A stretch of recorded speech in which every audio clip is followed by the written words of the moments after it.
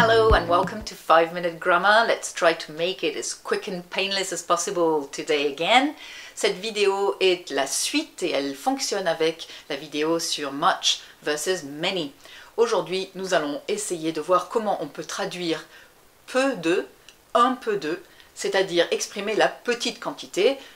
Avec la vidéo much et many, on essayait d'exprimer la grande quantité. Là, on va voir comment on exprime la petite quantité. Et c'est lié avec ces histoires de much et de many, puisque vous allez voir ici qu'on va à nouveau parler de singulier pluriel, autrement dit de indénombrable, dénombrable. Alors, pour exprimer la petite quantité en anglais, nous avons deux façons de le faire. On a few et on a son cousin little. Alors, pourquoi ils sont cousins? Parce que c'est le même lien de parenté, de cousinade qu'il existe entre much et many. Little va être employé avec un nom qui est singulier derrière, autrement dit, maintenant vous le savez, un indénombrable, tandis que few va être suivi d'un nom pluriel, autrement dit, d'un nom qui est dénombrable, dénombrable que l'on peut compter. Il y a une petite nuance supplémentaire ici, c'est en termes de petite quantité. Est-ce que je cherche à dire que ma petite quantité me suffit, ou est-ce que je cherche en fait à déplorer que cette quantité est petite?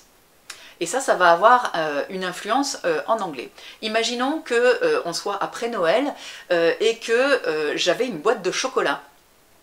Chocolates, ici on va l'employer au pluriel, hein, c'est des chocolats individuels, et que donc je pensais qu'il ne me restait plus du tout de chocolat parce que cette boîte était au fond de mon placard, je l'avais un peu oubliée et je pensais que j'en avais mangé une grande partie. Et j'ouvre cette boîte et oh joie, je découvre qu'il reste 3 chocolats, 3 par rapport à 0, vous allez me dire c'est pas beaucoup 3, mais c'est quand même mieux que 0 parce que je m'attendais à 0. Je m'attendais à ce que cette petite quantité soit insuffisante. Mais là, pour moi, elle est suffisante. Encore une fois, je m'attendais à 0. Donc, je vais utiliser a few. There are a few chocolates left. Il reste quelques chocolats. Ici, encore une fois, je vois ça sous un angle plutôt positif. C'est une petite quantité, mais qui est exprimée, qui est pour moi suffisante. Si maintenant, je suis déçue et que je pensais que ma boîte de chocolat était pleine, et que je n'en trouve que 3, c'est le même nombre de chocolats que tout à l'heure, mais c'est mon point de vue qui a changé ici. Je m'attendais à ce qu'elle soit pleine, il n'en reste que 3. La petite quantité est donc cette fois-ci considérée par moi comme insuffisante, et plutôt que a few, je vais utiliser few. There are few chocolates left. Je peux même rajouter un petit élément qui va accentuer ça avant. There are too few chocolates left. Il y a trop peu de chocolat, il reste trop peu de chocolat. Avec little, c'est la même chose.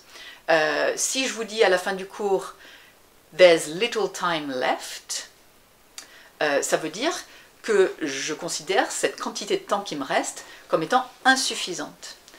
Il reste 2 minutes, je voulais parler de quelque chose qui m'aurait pris 5 ou 10 minutes, there's little time left. Il y a peu de temps, il reste peu de temps. En revanche, s'il me reste 2 minutes et que en fait je veux faire quelque chose qui prend 1 minute, cette quantité va être considérée par moi qui parle comme suffisante et je vais dire there's still a little time left. Il reste encore un peu de temps. C'est la différence qu'il existe aussi en français, c'est pas mal des fois de comparer avec le français, entre peu de et un peu de. Un peu de est toujours plus positif que peu de. J'ai un peu d'argent sur mon compte en banque, positif, même si c'est pas beaucoup, c'est quand même positif. J'ai peu d'argent sur mon compte en banque, cette quantité petite est considérée comme insuffisante. I hope that was clear.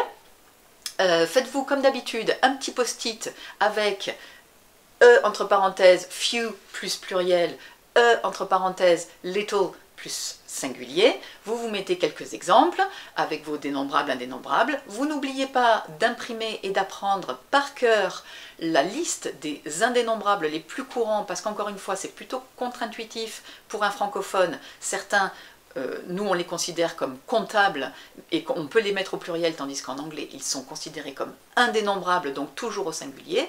Vous vous imprimez cette liste, vous la mettez à côté de votre petit post-it, et à chaque fois vous mettez ça sur la porte de vos toilettes ou à l'intérieur de votre placard. Dès que vous ouvrez cette porte, dès que vous passez aux toilettes, vous lisez tout ça, et petit à petit ça va faire son chemin et ça va devenir réflexe.